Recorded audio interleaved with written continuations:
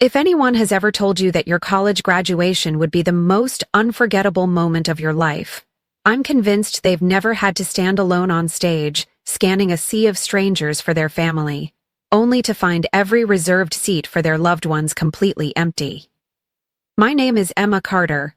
I'm 22 years old and I just graduated from the University of Georgia in Athens.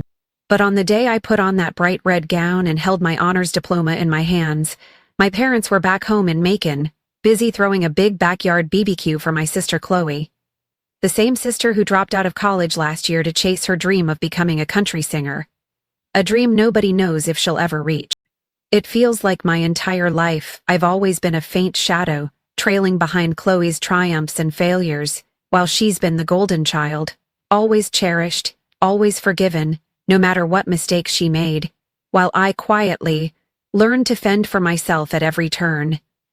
Have you ever felt like, at the most important moment of your life, your family chose someone else instead of you?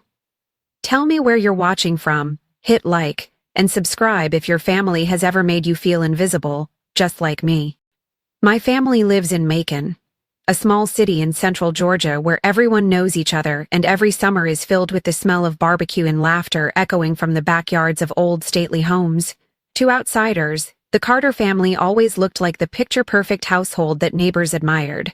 My dad proudly ran a small repair shop he had opened over 20 years ago, and my mom was a devoted woman who took care of every family meal and was an active member of the local church group. But behind closed doors, the world Chloe and I lived in couldn't have been more different. My sister Chloe was always the star, not just in my parents' eyes, but she seemed to be the center of the entire Carter family universe. Ever since we were kids, Chloe was called the golden girl by our parents. Beautiful, talented, always winning the biggest prizes at competitions. Meanwhile, I was just the skinny little sister with light brown hair, always dusted in flour from my part-time job at the bakery. Remembered once, when my class won second place in a science fair, my parents just shrugged and reminded me that Chloe had won first place in the entire state when she was younger, as if every effort I made was just a pale imitation of hers. Every family dinner revolved around Chloe. Stories about her singing at the spring festival, stories about the boys who noticed her, stories about how she almost landed a full-ride scholarship to Alabama. To my parents, every stumble Chloe made was simply a challenge to help her grow, while every achievement of mine was treated as nothing special, barely worth mentioning. When Chloe said she wanted to be a country singer, my parents immediately spent money to send her to Nashville for singing lessons, booked her studio auditions, and were ready to pay whatever it took, as long as she could chase her dream.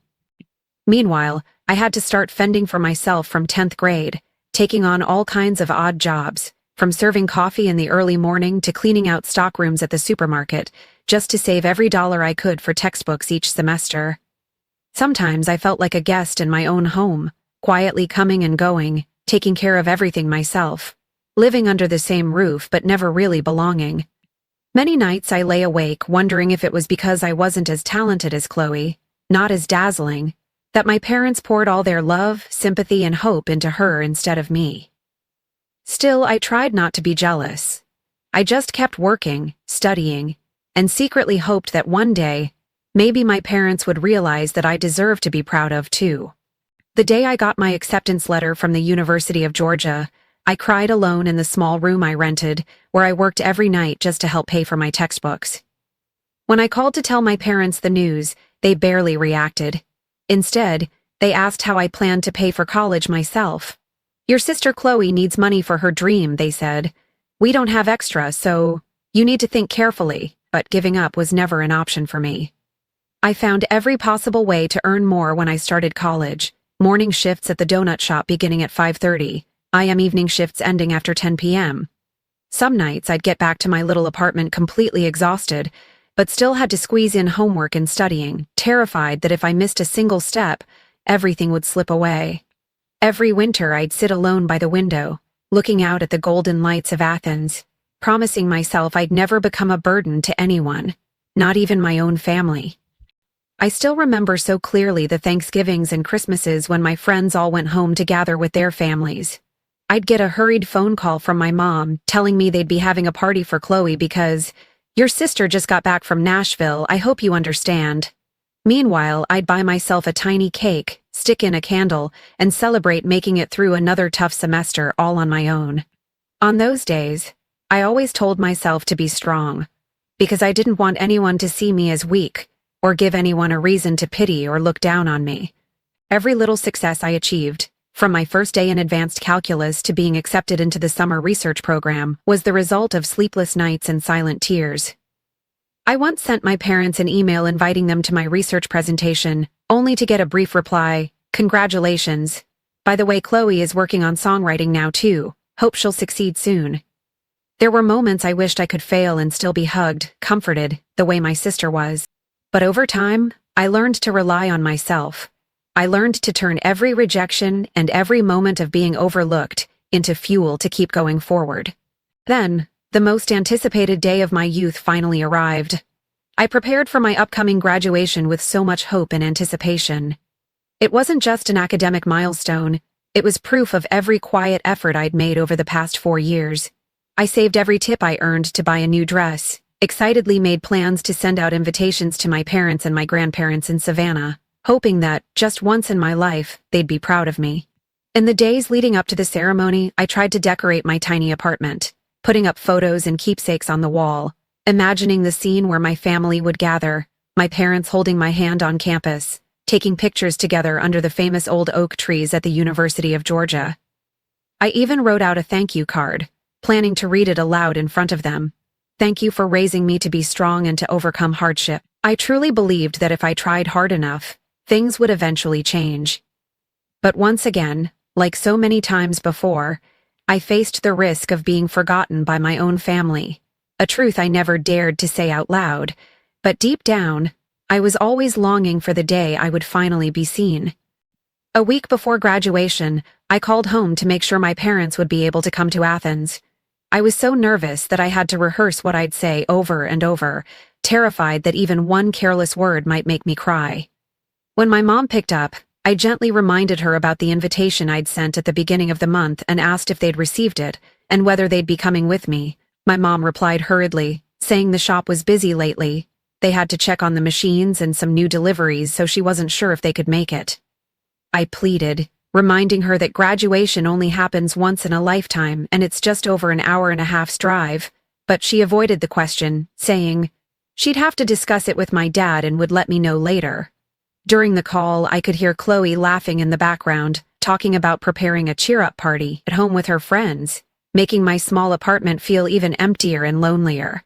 In the following days, Chloe wouldn't stop posting Instagram stories about how mom was getting a huge BBQ ready to cheer her up, since that day was supposed to be her own graduation at Alabama if she hadn't dropped out.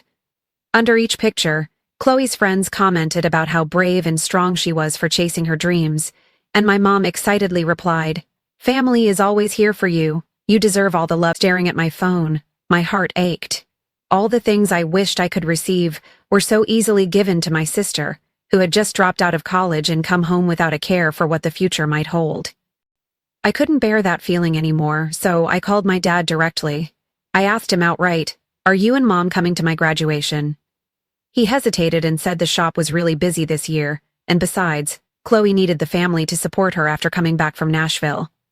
I couldn't hold back anymore, my voice broke. "But what about me? Do you ever think about me?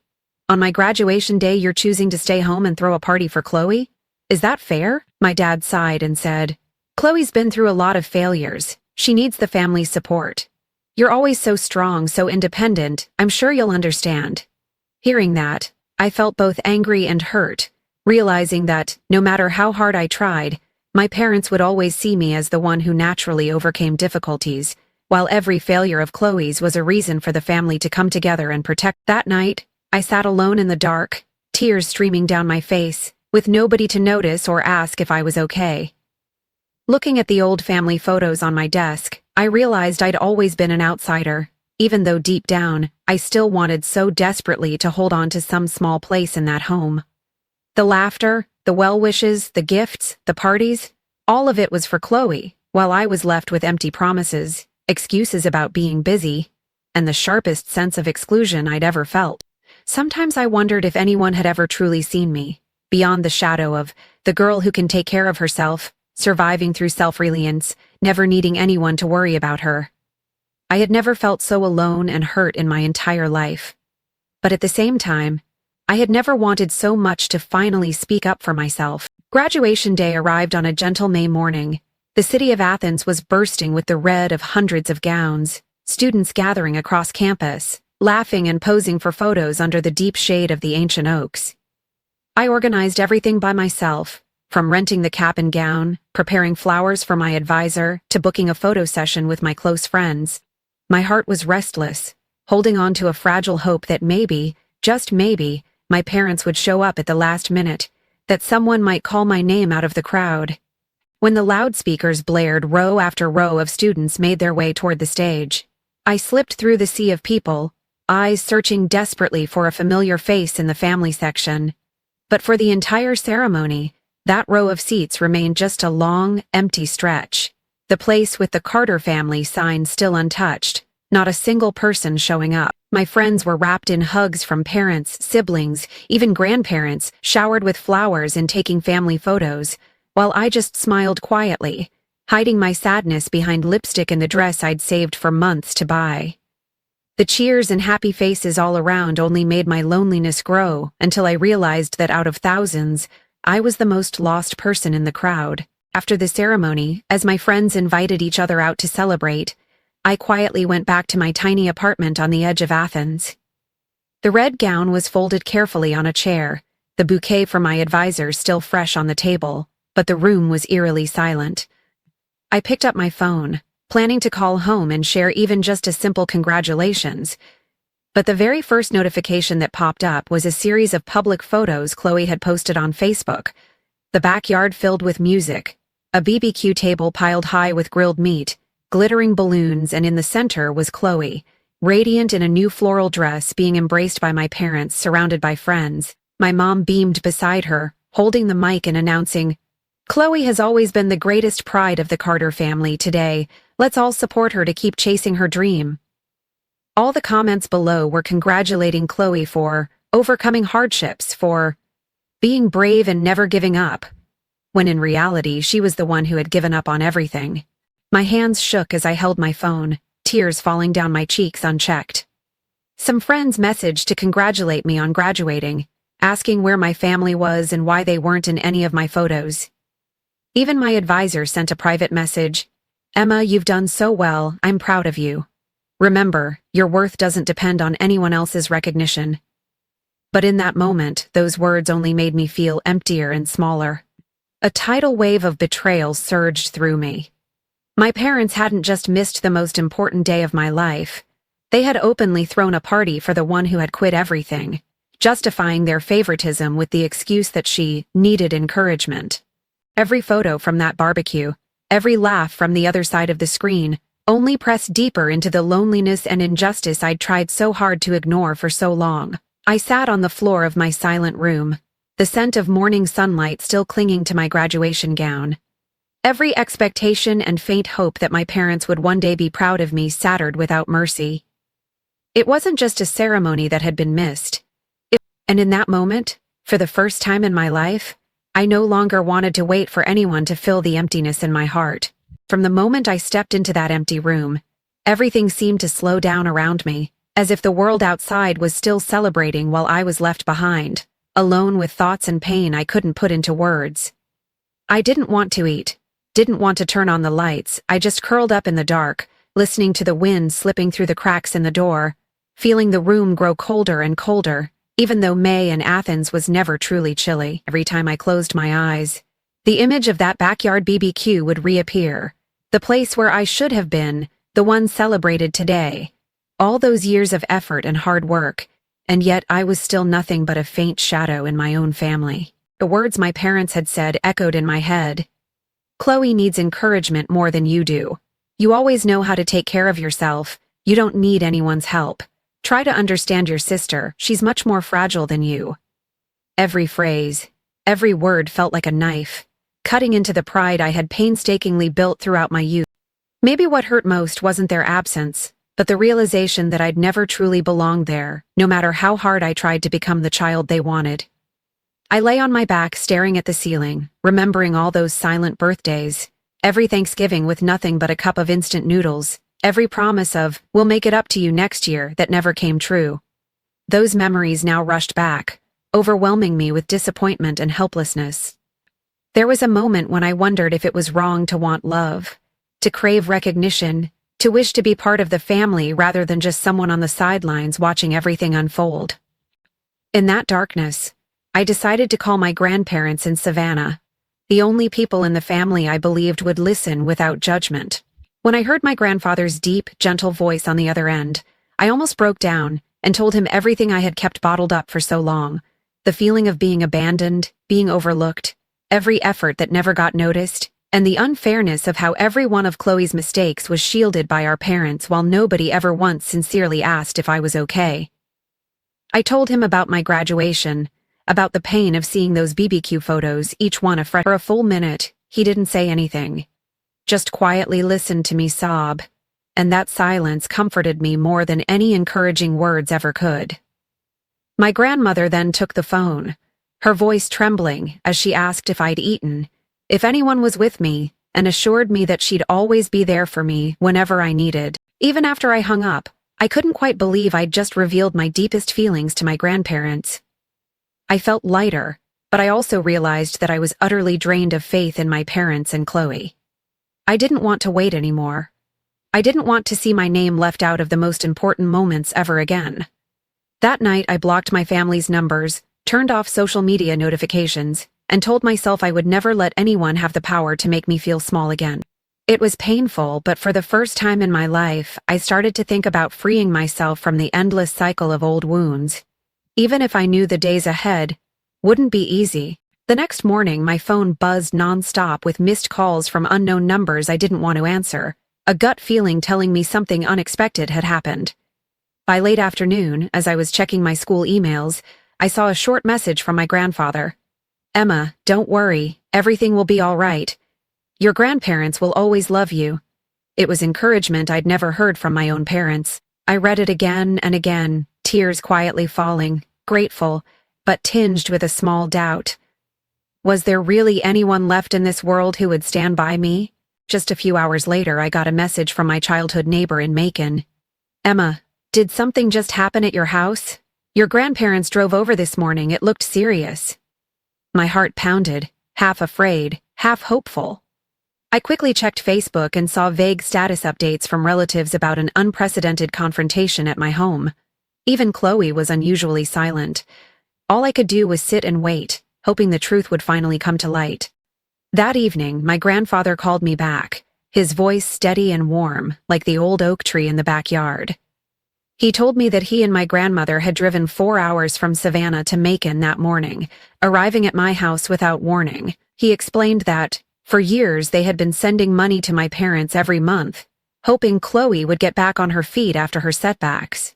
But they never imagined it was all just an excuse to hide the truth.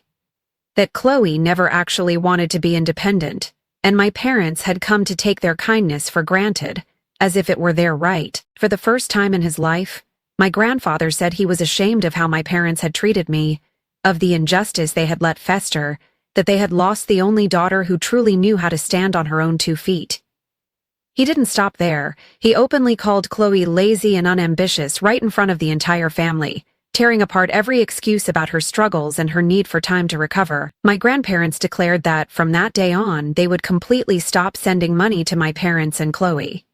Instead, in front of everyone, they announced that the money would now go directly to my account every month, to pay off my student loans, so I wouldn't have to break my back at the bakery anymore, so I could live my youth and reach my potential without the fear of being left behind. My grandfather said, "You are the true pride of the Carter family, Emma. We're sorry we let you suffer for so long." Listening to him recount everything, I was almost numb with emotion. A childhood spent overlooked, a youth spent struggling to survive, all soothed by a few words of fairness and decisive action.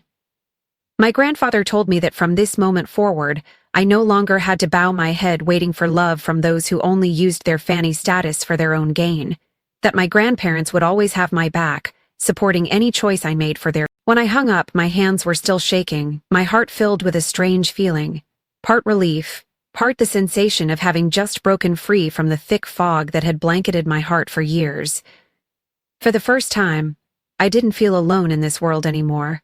A fresh energy seeped into every corner of my life, urging me to get up, wipe away my tears, and face the future with gratitude and a determination never to let anyone trample my worth again. Just a few days after that confrontation, my phone wouldn't stop buzzing with missed calls and messages from my parents and Chloe. Numbers I'd blocked in a moment of weakness now showing up through new accounts, emails, even mutual friends. At first, their words sounded pleading.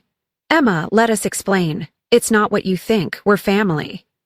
But I no longer believed in a family that existed only in name. In a heartbeat, their apologies turned into complaints and blame.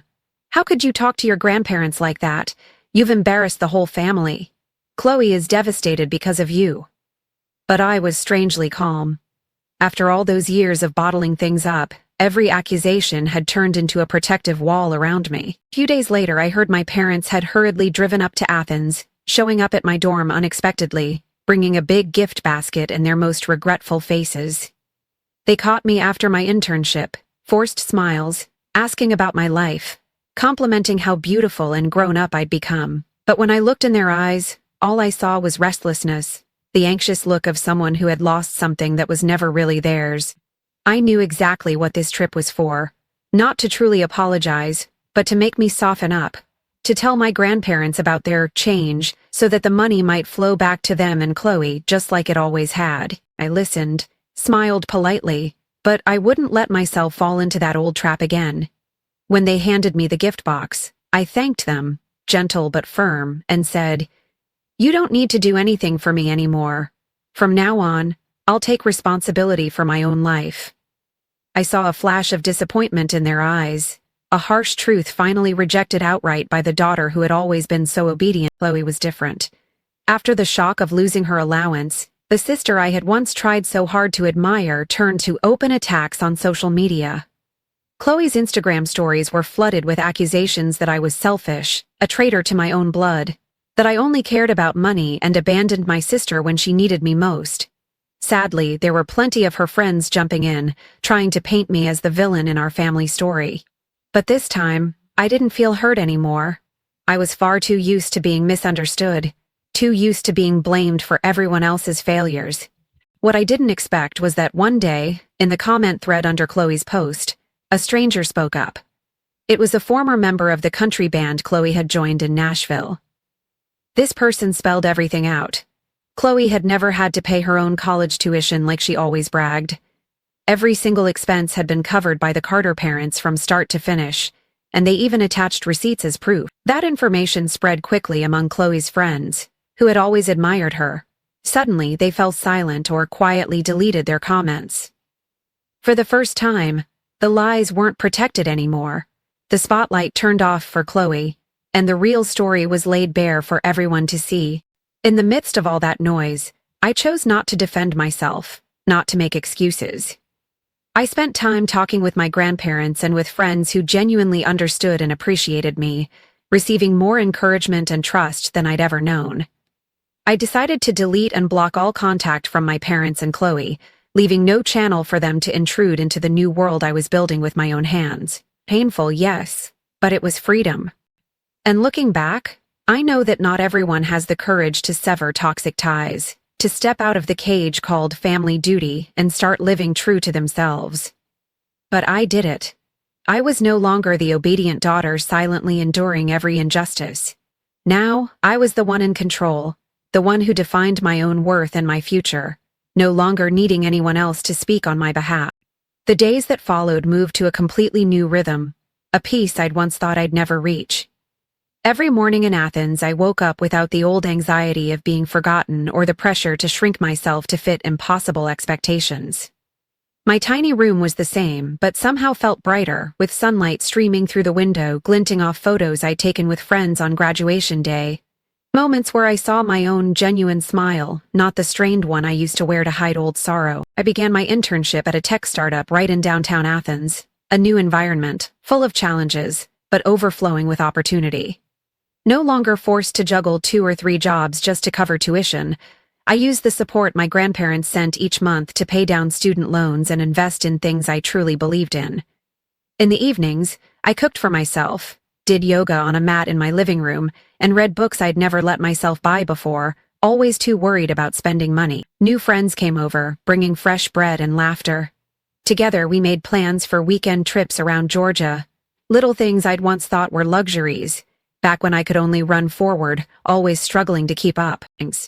My grandparents still call me regularly, asking about my work, sharing funny stories from their youth. They never bring up the past, instead they quietly encourage me, sending trust and pride my way.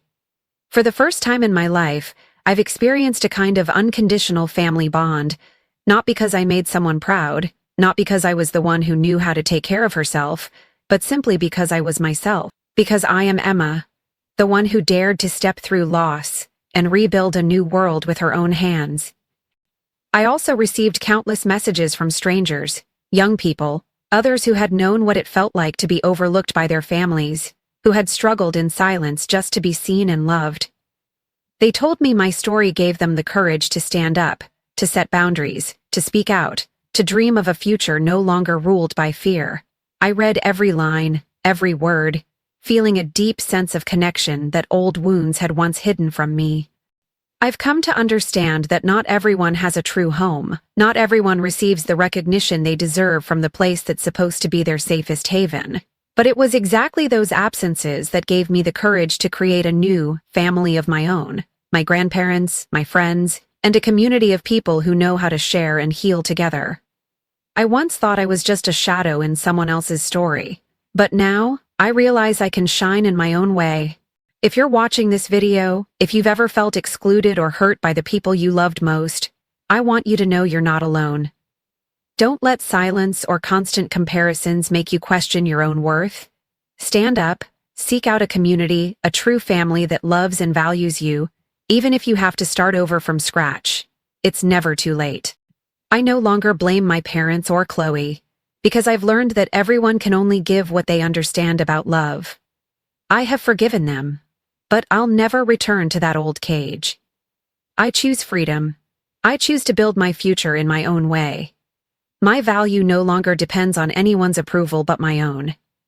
I am Emma Carter, and I am proud of my journey, of my scars, and of every time I've stood up with pride. If you've ever been in a situation like mine, don't hesitate to share your story in the comments. Who knows?